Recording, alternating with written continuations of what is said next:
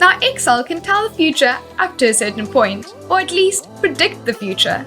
So in our workbooks today, we'll be having a look at exactly how we can use a what-if analysis. And then we'll finish the lesson off by having a look at how we can visualize certain things around the globe. So let's jump straight into this lesson of Excel. Today's topic, the road less traveled. But now how about we make our lives a little bit easier? What do you think happens when you press Ctrl-L or T? This allows you to create a table. And like we said, it's either L or T. Ctrl-Q will bring up your quick analysis commands. Alt-M will open your formula tab, and Alt-H will obviously go home to your home tab. Remember these shortcuts as they may come in handy while you're working through your different workbooks. But let's dive straight into this information-packed lesson. Today we have three main objectives. So firstly, we'll discover the forecast function. Then we'll see exactly how we can apply the goal-seek function. And last but not least, we'll explore advanced 3D maps. So let's get started. The first topic for today will be exploring the function forecast. I'm going to show you how you can use a formula forecast, and then in our demo, we'll move on to see exactly how we can generate charts using this function too. So the forecast function uses historical time-based data to predict future values. We can express those values within a chart too.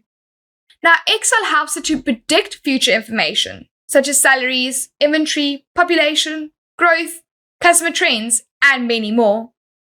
Even though it is an extremely powerful tool which helps us to predict the results, of course, there are so many variables which could affect this outcome too, so we need to keep those in mind.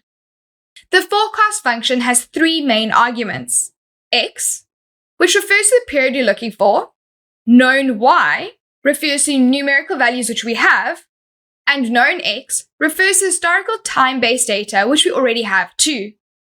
So let's go over to Excel and see exactly how we can use this function.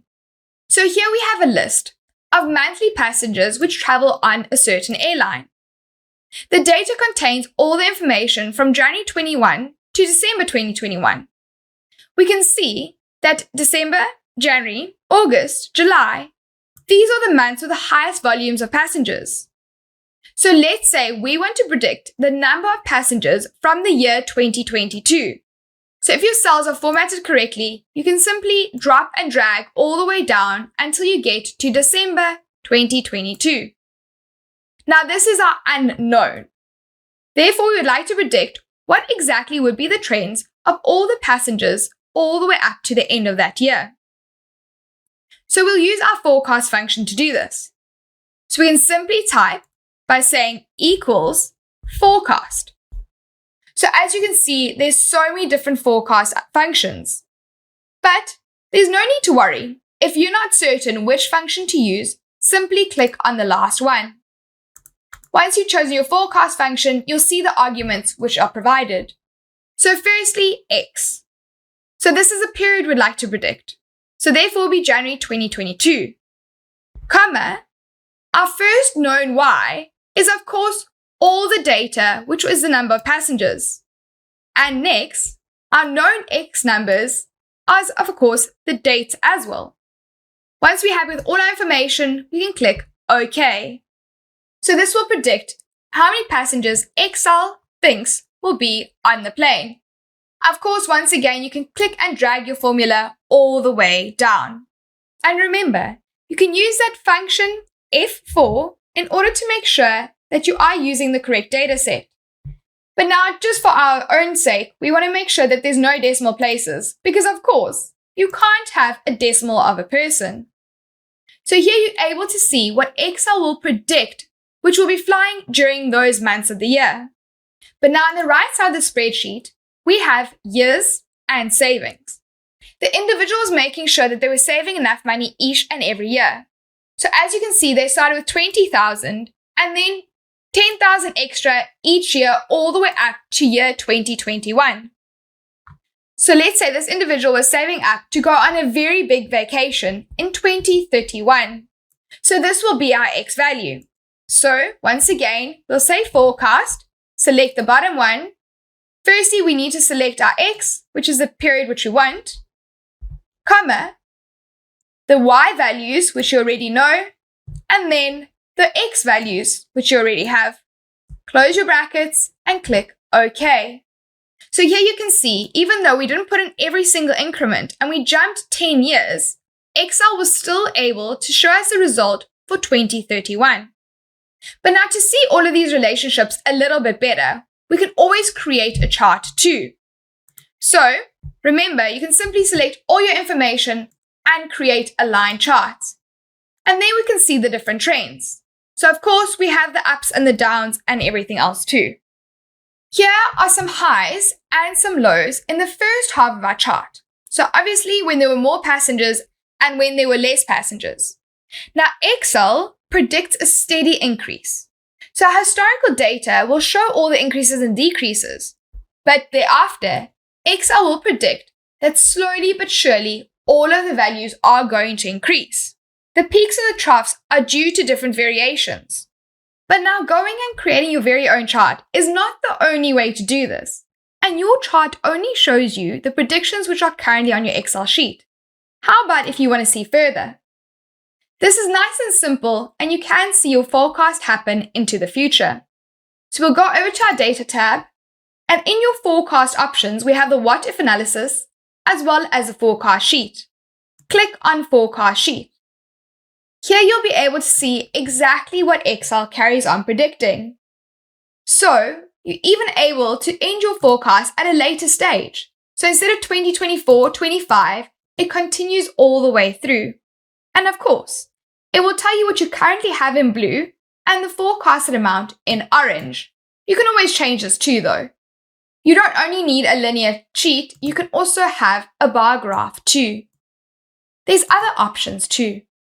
So by clicking on options, we can see exactly when our forecast started, as well as our confidence level. So confidence level tells us how confident Excel is that the forecasted numbers are correct. And of course, we have our timeline range as well as our value range. Once you're happy with your graph, you can simply click Create. And it will open up a brand new worksheet for you. In that new worksheet, it will show you the forecasted amount and even additional amounts too.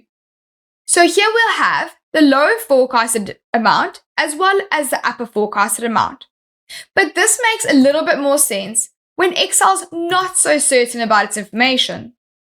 So if we go and we select all our data from the year 2021 and we create a forecast sheet once again, you will see it looks a little bit different. If you look at the orange area, you can see that there's an upper forecast as well as a lower forecast and what Excel most probably thinks it will do. So here we click on Create and we open our very own worksheet once again. Now the biggest difference here is that you'll see there's a difference in values when it comes to lower confidence as well as the upper confidence. So the lower confidence may be if things aren't going so well and there's less passengers. And the upper confidence will be if things are going great and there's many more passengers.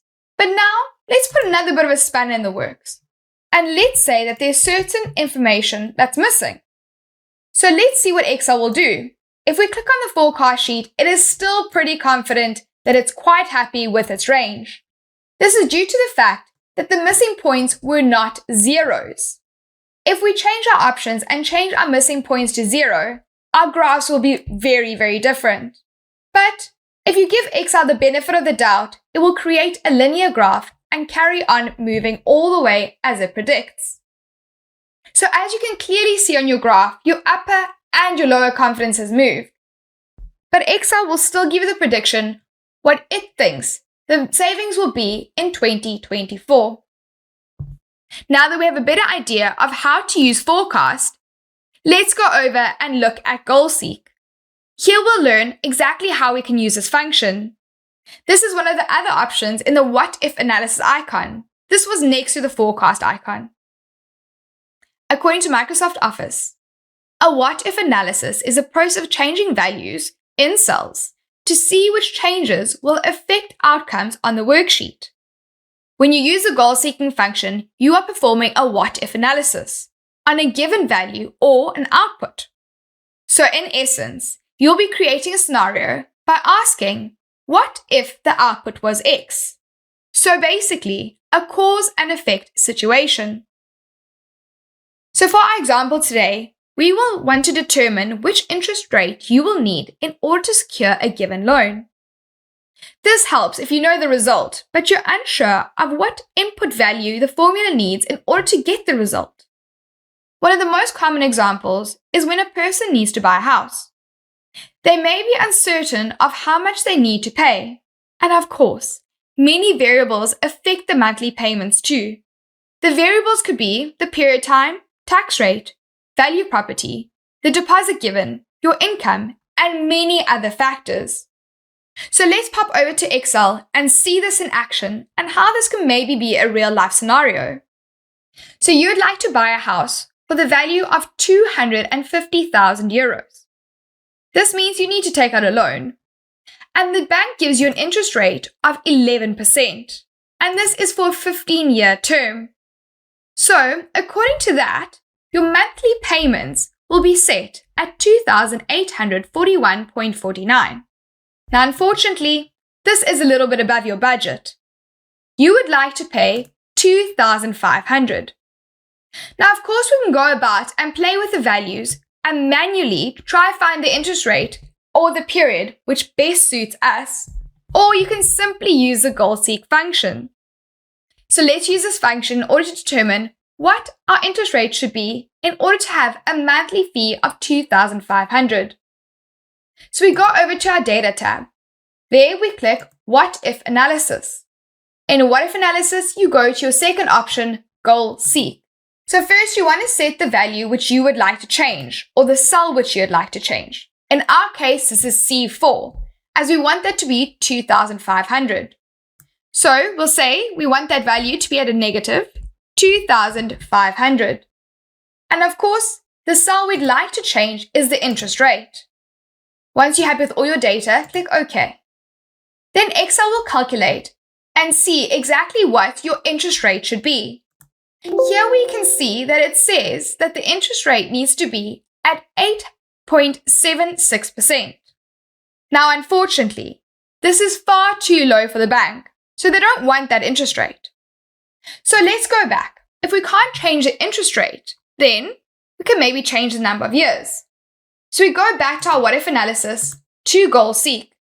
Of course, we still want to change the same number, and the value remains exactly the same. So 2,500. But this time, let's see if we can change the years. By clicking OK, Excel tells us that we need to pay this amount off. Excel will tell us that the period now has increased to 22 years, or if you had to round it up, about 23 years. It says that we need to make 272 monthly installments in order to get our desired result. However, the bank is also reluctant to give you these benefits. So this means we need to compromise, and we need to see what can we afford. So if we go back to the what if analysis, we can select on goal seek, select the monthly payments we want to change, and our payment is still exactly the same at 2,500. But this time we want to see the total amount which we can afford for a loan at 11%. So here we can see that we can afford a house for 219,954.84. So by simply doing a what-if analysis as we've just done, you can see it's nice and easy to set your expectations and tell the future about which house you could possibly buy. Now it's time for us to go over to our third and our final topic for this lesson. We'll be going over to 3D maps. In this topic, we'll review advanced functions of how to use 3D maps in Excel. We'll discover different insights and look for information in different types of visualizations. And this will help us to understand some of those uncomfortable numbers when we need to interpret them, specifically when it comes to populations, as they may be very big. So let's go back over to Excel and see this in action. So here we have two columns. The first column is the country, and the second is the population. So of course, we need to make sure that we have a country and a population, otherwise it can't be a 3D map. But before we get started, this function sometimes requires specific configuration. So we need to consider a few things in order to make sure that the 3D map icon is available. But first we'll go over to our ribbon and we need to go to Insert. In the Insert option, in the middle, you will see 3D map. Now this may either be grayed out or it may be available. If it is available, you can simply press down and open your 3D map. But if it is not, there are certain things which we can do. Note, you need an Excel version newer than 2016. You can click down on your Customize Arrow tool. You can go all the way to the bottom, and this will show us all the different Excel options. Once our dialog box appears, you can select Customize Ribbon. As you're customizing the ribbon, you need to make sure that the developer is available. When the developer is available, click OK. You will see that your ribbon has now changed, and after View there is Developer. Select COM Add-ins and make sure that your Power Map for Excel is selected, and click OK. Now if we go back to Insert, and it is still not available, you can simply save your workbook in another format. So go File, Save As. When we've chosen where we want to save it as, make sure that you're saving it as an Excel macro-enabled workbook. Once you're happy, click OK and save. All of those things should assist you in order to have 3D maps now available. If not, you're more than welcome to contact Microsoft and see if they can help you further. So now that we have our maps available, we can create our very own 3D map. Making sure that all the information is in table, we go over to Control T. Considering that our information is already in a table, we're good to go. From here, we go over to our 3D maps and open 3D maps. Please note, you need to have internet available in order for your 3D maps option to work. So here in our new window, we can see our 3D map. This is a nice and interactive map. Now you can see the setting which we're currently on shows you the population in height. So you can see which countries have a higher population according to the height of the graph. Now here we can see we've divided by countries. It could be more specific. Remember, you can always add other pieces of information, such as the cities or anything else you'd like. You can also view information by dots. So, the greater the dot, the greater the amount of people within the country. The smaller the dot, the less amount of people in the country. And there's so many different options. You can keep playing with your map and view it exactly the way that you would like it to be. You can also play your map as a video. So in the top left-hand corner, you can click Play Video, and you'll see your map rotating. Or you can also change the animations. So you can change the animations by using the Scene option. Here you can choose to rotate the globe, circle, dolly, figure of 8, or however you'd like. And of course, you can also change the effect speed too. There's so much you can do within your 2D maps. Remember, you're always more than welcome to go ahead and play around with your 2D maps. Try different things. Maybe try different cities. Or even play around simply changing the different populations. But whichever you decide, for your challenge for today, I'd like you to create your very own 3D map presentation. It doesn't necessarily have to be populations. You can be as creative as you like. Today we've learned everything from predicting the future with Excel to creating a video presentation of a 3D map. I'm sure you can already see that the possibilities in Excel are endless. I hope you've enjoyed this lesson as much as I have. See you next time.